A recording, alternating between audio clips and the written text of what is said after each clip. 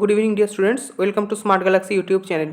Smart Galaxy YouTube চ্যানেলের যে mock test সিরিজগুলো চলছিল, আজ পরিবেশ ও তার সম্পদের ওপর তার ফার্স্ট ক্লাস।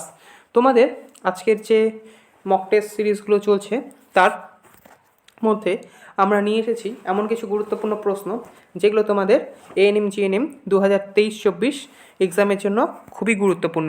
এই প্রশ্নগুলো যদি তোমরা রেগুলার ফলো করো এবং এগুলোকে প্র্যাকটিস করো, তাহলে গ্যারেন্টির সাথে আগামী এএনএম জিএনএম পরীক্ষায় তোমরা অবশ্যই কমন পাবে। তো দেখে নেওয়া যাক আমাদের আজকের প্রশ্ন। শক্তির প্রবাহ সর্বদা একমুখী, দ্বিমুখী, বহুমুখী এবং ত্রিমুখী। প্রশ্নে যেখানে শক্তির প্রবাহ বলেছে, এটা হচ্ছে বাস্তুতন্ত্রের মধ্যে আমরা খাদ্য শৃঙ্খল বা খাদ্য জালক যেটা পড়েছি সেখানে, এবং সেখানে আমরা পড়েছি যে শক্তির প্রবাহ সর্বদাই একমুখী হয়। এখানে আমরা শক্তি সূর্যের থেকে সবুজ উদ্ভিদের মধ্যে থেকে প্রথম শ্রেণীর খাদক থেকে দ্বিতীয়, তৃতীয় এরকমভাবে চলতে থাকে। তো শক্তির প্রবাহ সর্বদা একমুখী হয়। পরবর্তী প্রশ্নে খাদ্য শৃঙ্খলের সাধারণত খাদ্যস্তরের সংখ্যা কত? খাদ্যস্তরের সংখ্যা এখানে 3 থেকে 5-এর মধ্যে থাকে। ঠিক আছে, খাদ্যস্তরের সংখ্যা সর্বদা 3 থেকে 5-এর মধ্যে থাকে। মানে আমরা দেখতে পাই উৎপাদক, প্রথম শ্রেণীর খাদক, দ্বিতীয় শ্রেণীর খাদক এবং তৃতীয় শ্রেণীর খাদক, এই 4 ধরনের। কখনো কখনো আমরা প্রগৌণ খাদক বা সর্বোচ্চ শ্রেণীর খাদককেও দেখতে পাই। তাহলে মোট 5টা হলো।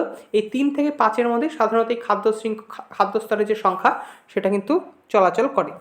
পরবর্তী প্রশ্ন, ফরেস্ট রিসার্চ ইনস্টিটিউট নিম্নের কোথায় অবস্থিত? অর্থাৎ অরণ্য গবেষণাগার। সঠিক উত্তর কিন্তু দেরাদুনে ফরেস্ট রিসার্চ ইনস্টিটিউট অবস্থিত। পরবর্তী প্রশ্নে বাস্তুতন্ত্রের অন্তর্গত কোনো নির্দিষ্ট স্থানের উদ্ভিদ গোষ্ঠীকে কী বলা হয়? ফ্লোরা বলা হয়। এবং এটা যদি উদ্ভিদের জায়গায় প্রাণী থাকতো তাহলে সেই প্রাণী গোষ্ঠী কিন্তু ফনা বলা হতো।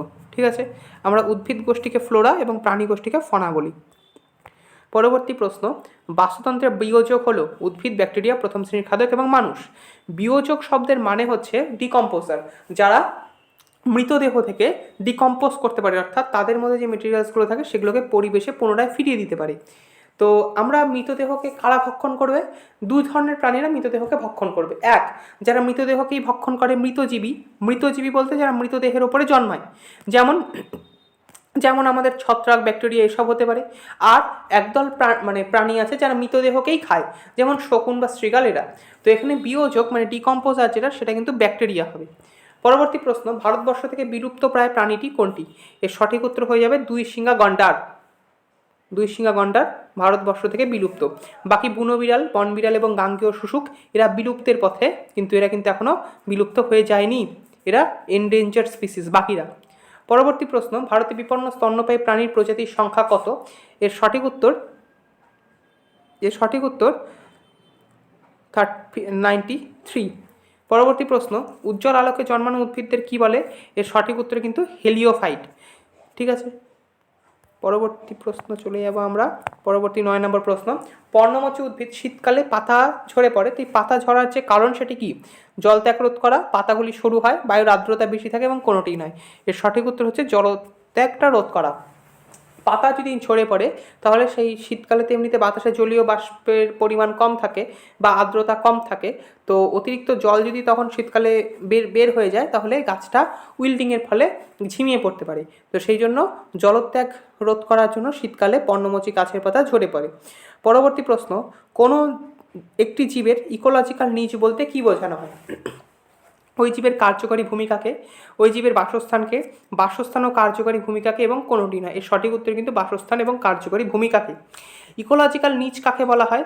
ধরো এখানে একটা প্রাণী আছে, মানে এটা একটা বাসস্থান আছে, এখানে একটা তার প্রাণী আছে আর এখানে একটা প্রাণী আছে। তো আমরা দেখতে পাবো, ধরো কোনো একটা জায়গায় যে প্রাণীর সংখ্যা থাকে সেই প্রাণীটা মাঝা বরাবর যে জায়গাটা হবে সেখানে ওদেরকে হাইয়েস্ট পাওয়া যাবে এবং সাইডের দিকে কম পাওয়া যাবে। আমি ধরে নিচ্ছি যে যদি এরকম একটা জলাশয় দেখি, তো জলাশয়ের মাঝখানে বেশি মাছ পাওয়া যাবে এবং সাইডের দিকে কম মাছ পাওয়া যাবে। তো সেই মাঝ বরাবর যে অঞ্চল সেখানে বেশি থাকবে এবং সাইডের দিকে ওদের সংখ্যা কম থাকবে। তো এইরকমভাবে দুটো প্রাণীর যখন অববাসস্থান একসাথে মিট করে যাবে, তো এটাকে আমরা ইকোলজিক্যাল নিচ বলবো। যাই হোক, সেখানে আমরা বাসস্থানী এবং কার্যকরী ভূমিকা দুটাই কিন্তু ওখানে আমরা লক্ষ্য করি। পরবর্তী প্রশ্ন, নিম্নের কোনটি বিয়োজক? ব্যাকটেরিয়া, ছোট মাছ, বড় মাছ, ফাঙ্গাস। এর সঠিক উত্তর হয়ে যাবে ব্যাকটেরিয়া হচ্ছে বিয়োজক। পরবর্তী প্রশ্ন, ইকোলজিক্যাল পিরামিড কয় প্রকার হয়? 1, 2, 3, 4।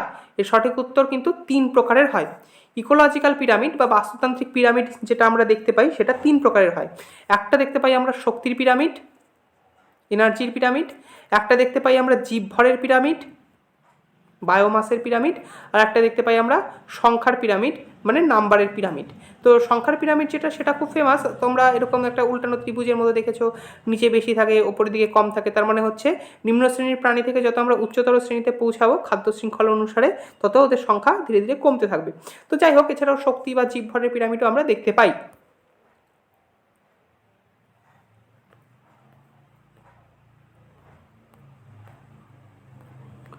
পরবর্তী প্রশ্ন, প্রকৃতিতে সব খাদ্য শৃঙ্খলের গোড়ায় উৎপাদক এবং অন্তিমে বিয়োজক জাতীয় জীব থাকে। যাই হোক, তো একটি পুকুরে ইকোসিস্টেমের মধ্যে কোনটি উৎপাদক? উৎপাদক বলতে সবুজ উদ্ভিদ। তো এখানে সবুজ উদ্ভিদের মধ্যে দেখি কোনটি পড়ে। বলেছে ভাসমান ফাইটোপ্ল্যাঙ্কটন, ভাসমান জুপ্ল্যাঙ্কটন, নিরামিষভোজী প্রাণী এবং কার্নিভোরস। অবশ্যই ভাসমান ফাইটোপ্ল্যাঙ্কটন। ফাইটোপ্ল্যাঙ্কটন মানে হচ্ছে আণুবীক্ষণিক উদ্ভিদ যাদের জুপ্ল্যাঙ্কটনরা খায়। পরবর্তী প্রশ্ন, একটি আদর্শ বাস্তুতন্ত্রের উদাহরণ? তৃণভূমি, ওক গাছ, দিল্লির সব মানুষ এবং তিমি মাছ। অবশ্যই এটি তৃণভূমি হবে। তোমরা এটা আগেও দেখেছো যে একটি আদর্শ বাস্তুতন্ত্রের মধ্যে তৃণভূমির বাস্তুতন্ত্র বা জলাভূমির বাস্তুতন্ত্রের কথা। তো এর সঠিক উত্তর হবে তৃণভূমি। পরবর্তী প্রশ্ন, শক্তির প্রবাহের 10% সূত্র যে বিজ্ঞানী প্রবর্তন করেন তিনি কে? শক্তির প্রবাহের 10% সূত্র করে বিজ্ঞানী লিন্ডেম্যান। শক্তি প্রবাহের 10% সূত্র বলতে যে কোনো একটা প্রাণী যে খাদ্যটা গ্রহণ করবে তার 90% শক্তি তার যে বিভিন্ন ধরনের জৈবনিক ক্রিয়া তাতে নষ্ট হয়ে যাবে, শুধুমাত্র 10% শক্তি পরবর্তী শক্তি স্তরে খাদ্য প্রবাহের সময় যাবে। তো এটাকে আমরা শক্তি প্রবাহের 10% সূত্র বলি। সায়েন্টিস্ট লিন্ডেম্যান এই সূত্রটি প্রবর্তন করে। পরবর্তী প্রশ্ন, বাস্তুতন্ত্রের নিম্নের কত প্রকার ইকোলজিক্যাল পিরামিড দেখা যায়? এরও সঠিক উত্তর হয়ে যাবে 3 প্রকার। পরবর্তী প্রশ্ন, বাস্তুতন্ত্রের কোন স্থানের সমগ্র উদ্ভিদকুলকে একসাথে কি বলা হয়? সমস্ত উদ্ভিদকুলকে একসাথে বলা হয় ফ্লোরা এবং প্রাণীকে বলা হয় ফনা। বাস্তুতন্ত্রের শক্তির প্রবাহ বলা হয় কেন? বাস্তুতন্ত্রের শক্তিকে শক্তির প্রবাহ বলা হয় কেন? তো কারণ বলেছে শক্তি প্রকৃতির বিভিন্ন দিকে রূপান্তরিত হয়। শক্তি সকল প্রকার তন্ত্রের কার্যকারিতার মূল। শক্তির একমুখী রূপান্তর হয় এবং কোনোটিই নয়। তো শক্তির একমুখী রূপান্তর হয় সেটার জন্য এখানে শক্তি বলা হবে এর কোনো মানে নেই। যাই হোক, এবার তার উপরে বি নাম্বারটা দেখব, শক্তি সকল প্রকার তন্ত্রের কার্যকারিতার মূল। হ্যাঁ, এটা হতে পারে, কারণ শক্তি সকল প্রকার তন্ত্রের কার্যকারিতার জন্য যে এটিপি দেওয়া হয় সেটাই শক্তি। তো এর মধ্যে যেগুলো আছে সেগুলো অপশন বিটা সঠিক উত্তর। পরবর্তী প্রশ্ন, WWF এর সাংকেতিক প্রতীকটি কি? বাঘ, হরিণ, জায়ান্ট পান্ডা এবং শ্বেতকায় ভাল্লুকের সঠিক উত্তর কিন্তু জায়ান্ট পান্ডা। জায়ান্ট পান্ডা বলতে আমরা যে সাদা কালো পান্ডা দেখি সেটা, রেড পান্ডা নয়, জায়ান্ট পান্ডা। WWF এর সাংকেতিক প্রতীক কিন্তু জায়ান্ট পান্ডা। পরবর্তী প্রশ্ন, বর্তমানে WWF এর সদস্য সংখ্যা কত? এর সঠিক উত্তর হবে নিয়ার অ্যাবাউট 100টি। ঠিক আছে, মোটামুটি 100টির বেশি আছে দেশ যারা WWF এর সদস্য। এখানে অপশানের সাথে এটার মিল পাওয়া যায়নি। যাই হোক, WWF এর ওয়ার্ল্ড ওয়াইল্ড লাইফ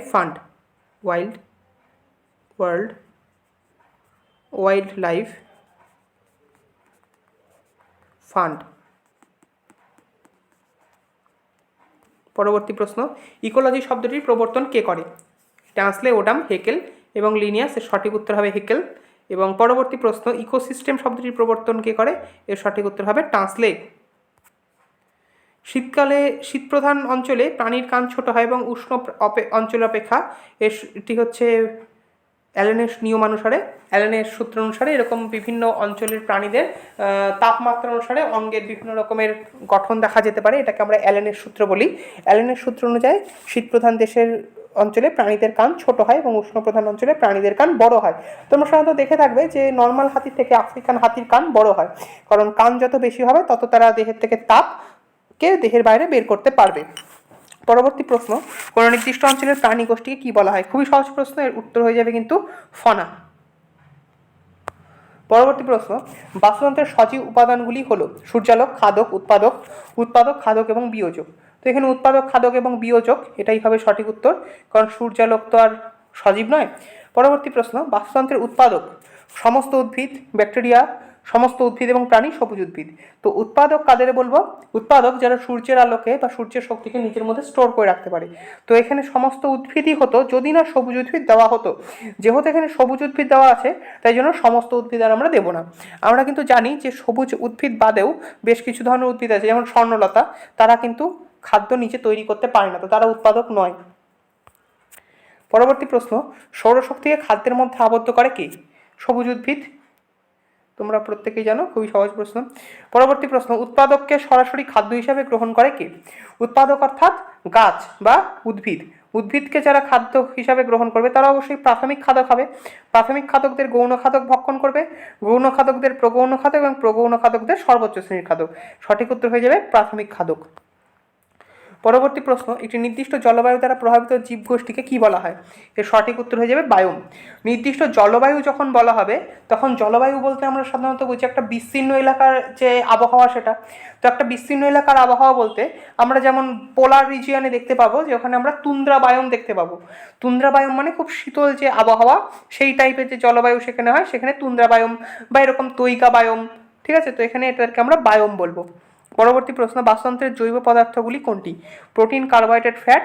এবং অপশন ডিতে দেখা যাচ্ছে তিনটি দিয়েছে, প্রোটিন, কার্বোহাইড্রেট ও ফ্যাট। তো আমরা অপশন ডি প্রোটিন, কার্বোহাইড্রেট এবং ফ্যাট এটা করব।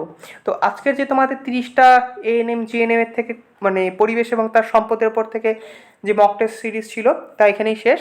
আবার দেখা হচ্ছে নেক্সট ক্লাসে। এবং তোমরা অবশ্যই যারা যারা আমাদের অনলাইন ক্লাস করতে চাও তারা রোজ অনলাইন ক্লাসে অ্যাটেন্ড থাকতে পারো। এর পরবর্তী কালে তোমরা যদি আমাদের অফলাইন ক্লাসে জয়েন করতে চাও তবে তোমরা অবশ্যই আমাদের যে সেন্টারগুলো আছে সেগুলোতে ভিজিট করতে পারো।